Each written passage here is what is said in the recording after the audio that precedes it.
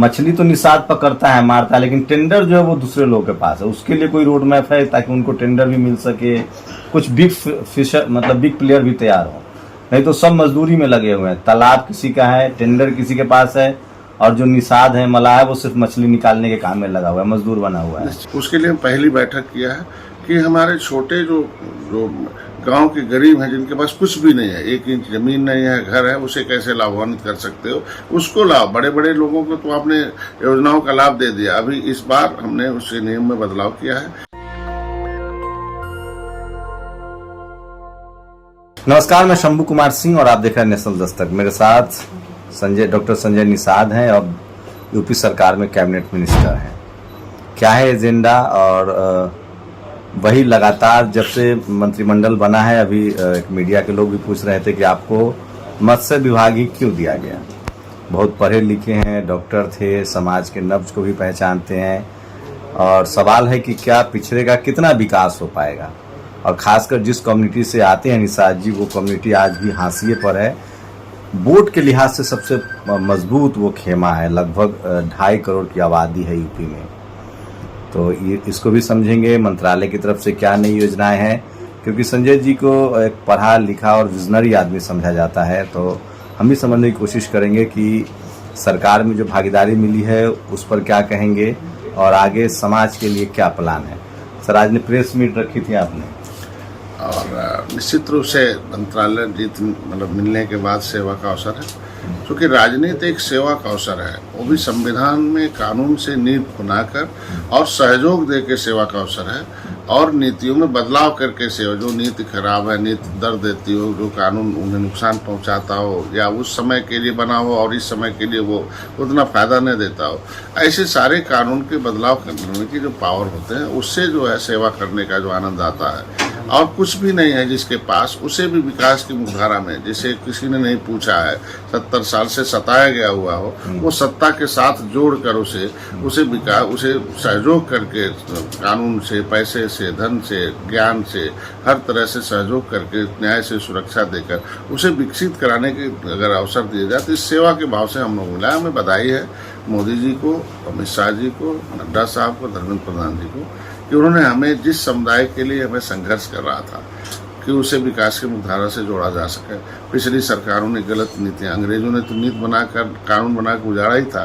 पिछली सरकारों ने इनके साथ भी अन्याय किया है, इनके हिस्से पर, इनके जो पैसे पर डकैती डाली है, और उन्हें विकास की मुखधारा से कोसों दूर किया है, और ऐसे लोगों को सेवा का अवसर दिया। हमें अपने टीम में जो जगह दी है। दूसरी बात, मैं खुशी की जाहिर करता हूं कि आज के 2 साल पहले से पहले ये कृषि मंत्रालय के अधीन हुआ करता था, मत्स्य मंत्रालय, और माननीय मोदी जी, अमित शाह जी ने उसे अलग किया और अलग करके मंत्रालय बनाया। उसके लिए 20,000 करोड़ रुपये पहली बार दे दिया कि इसमें आप सब्सिडी दो 60% लेदरमैन को, वोमेन को, और 40% सामान को। उसमें फिर वही छूट गया कि फिशरमैन का नाम नहीं छूटने की वजह से फिशरमैन उसका लाभ नहीं प्राप्त करे।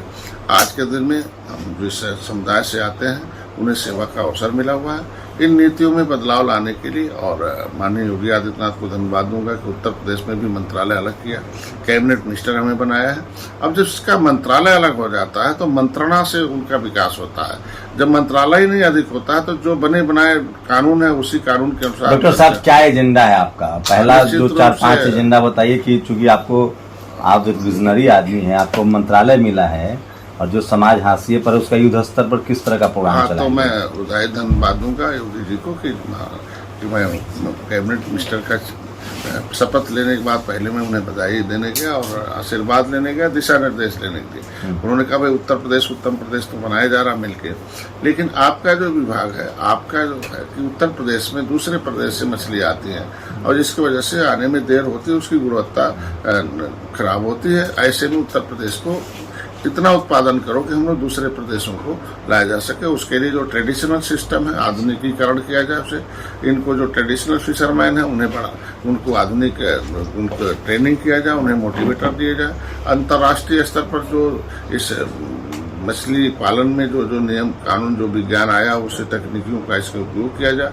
इनके लिए इससे 3 फायदे होंगे।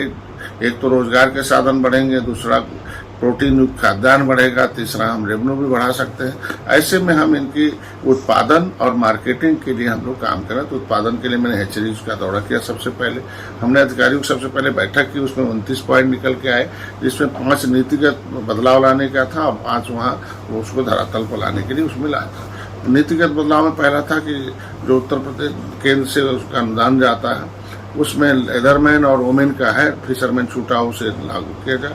तीसरा, जो इनकी ट्रेनिंग सेंटर है उन्हें अधिक से अधिक खोले जाए और एनएफडीबी को निर्देश दिया जाए कि हमें मतलब शिक्षण प्रशिक्षण की जो व्यवस्था है उसे सुदृढ़ करने के लिए ज़्यादा किया जाए। हर ब्लॉकों में हमारे 8-10 प्रोमोटर हों, 8 मोटिवेटर हों और इनकी मार्केटिंग के लिए हम फिश पॉइंट, फिश पार्लर और बड़े बड़े हाट ले जाएं। इनकी फूड प्रोसेसिंग के लिए हम एक नई टेक्नोलॉजी आए कि यहाँ चूँकि उत्तर प्रदेश में हमारे पास बड़ी नदियाँ, झीलें हैं और पोखरे हैं, तालाब हैं, तो उसमें गंगा, जमुना, बेतवा है, हमारा घाघरा है, नारायणी है, ये बहुत बड़ी नदियां हैं और एक धार्मिक नदियां हैं। और इसकी मछली जो यहाँ जो मीठा जल होता है इसको दुनिया में बहुत पसंद करते हैं, तो इसे अंतर्राष्ट्रीय स्तर पर लाया जाए। उसमें केज सिस्टम एक होता है कि नदियों में हम एक लोहे का जाल, मतलब हम केज बनाएं और उसके अंदर मछलियों का पालन करें।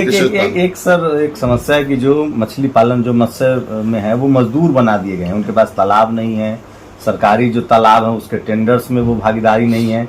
मछली तो निषाद पकड़ता है, मारता है, लेकिन टेंडर जो है वो दूसरे लोगों के पास है। उसके लिए कोई रोड मैप है ताकि उनको टेंडर भी मिल सके, कुछ बिग फिशर मतलब बिग प्लेयर भी तैयार हो, नहीं तो सब मजदूरी में लगे हुए हैं। तालाब किसी का है, टेंडर किसी के पास है और जो निषाद है, मलाह है, वो सिर्फ मछली निकालने के काम में लगा हुआ है, मजदूर बना हुआ है। निश्चित रूप से इसीलिए तो मछुआरे के बेटे को इस विभाग में भेजा गया कि अपने बिरादरी का, अपने समाज का, इस पेशे से जुड़े हुए लोगों के दर्द को समझे और उसे मैं बधाई दूंगा कि आप कम से कम उसको इस धरातल पर लाए हों। उसके लिए पहली बैठक किया है कि हमारे छोटे जो गांव के गरीब हैं जिनके पास कुछ भी नहीं है, 1 इंच जमीन नहीं है, घर है, उसे कैसे लाभान्वित कर सकते हो, उसको लाभ। बड़े बड़े लोगों को तो आपने योजनाओं का लाभ दे दिया। अभी इस बार हमने उसके नियम में बदलाव किया है कि पहले उन्हें शिक्षित प्रशिक्षित किया जाएगा और जो शिक्षित प्रशिक्षित होगा उन्हें उपयोग किया जाएगा। मैंने बदलाव लाया कि अभी उनके पास जमीन नहीं है तो FFPO बनाओ, फिशरीज फार्मिंग प्रोटेक्शन ऑर्गेनाइजेशन बनाओ, कि उसके अंदर किसी खेत होगा उसे मित्र बनाओ, किसी के पास पैसा होगा वो लाएगा, किसी के पास ज्ञान होगा वो लाएगा, किसी के पास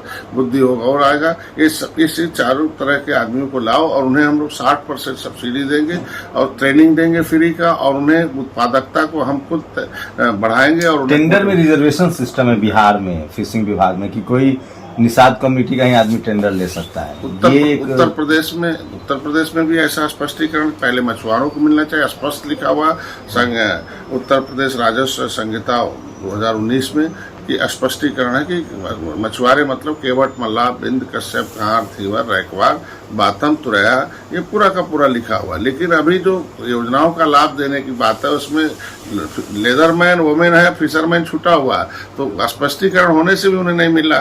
इसीलिए तो इसी नीतियों के बदलाव के लिए तो मैं आया हूँ।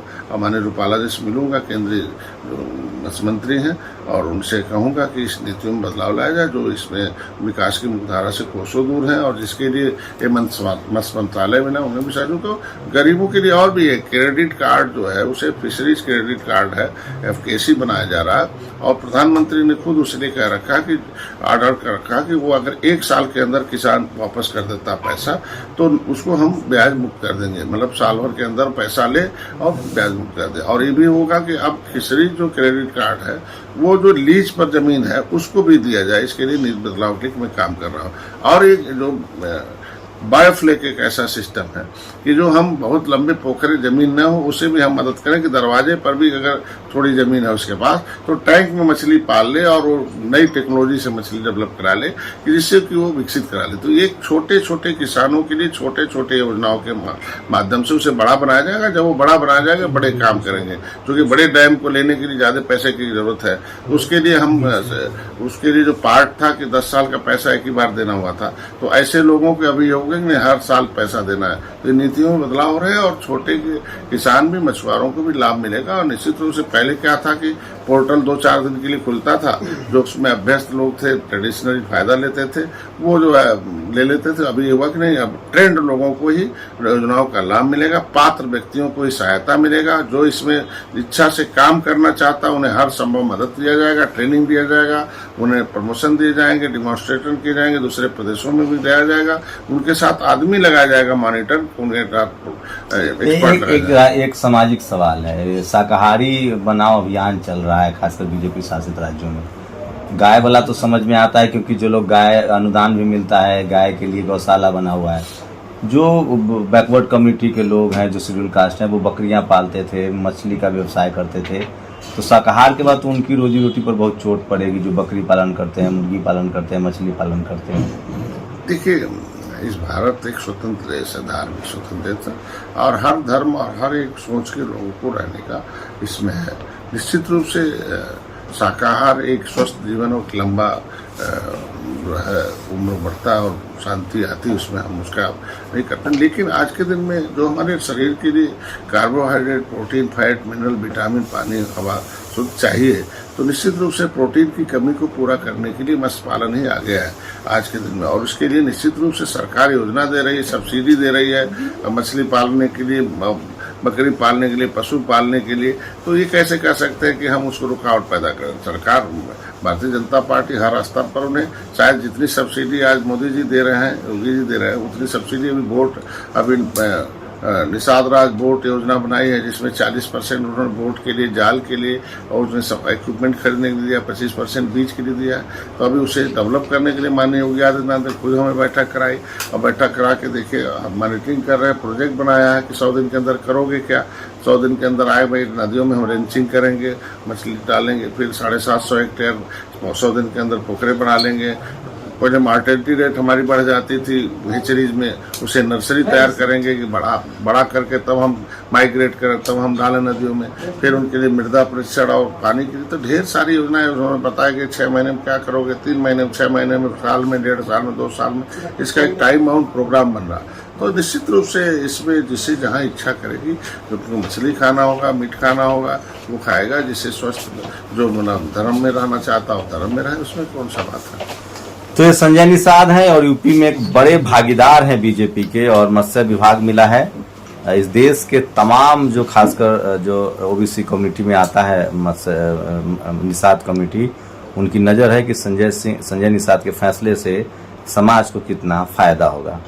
आगे भी हम लोग नज़र बनाए रखेंगे। पहली बार ऐसा हो रहा है कि जो बैकवर्ड कम्युनिटी के लोग हैं वो सरकार में हिस्सेदारी ढूंढ रहे हैं, और यूपी में हिस्सेदारी मिली भी है। आकलन होता रहेगा कि काम क्या हो रहा है। आप लोग अपनी प्रतिक्रिया जरूर दीजिए। शुक्रिया सर हमसे बात करने के लिए। नेशनल दस्तक की आपसे गुजारिश है कि अगर इसको बचाना चाहते हैं तो नेशनल दस्तक को सब्सक्राइब करने के लिए रेड कलर के सब्सक्राइब बटन को दबाएं, फिर बेल आइकन की घंटी दबाएं। नेशनल दस्तक को बचाने के लिए बहुत जरूरी है कि हर खबर को शेयर करें, लाइक करें, कमेंट जरूर करें।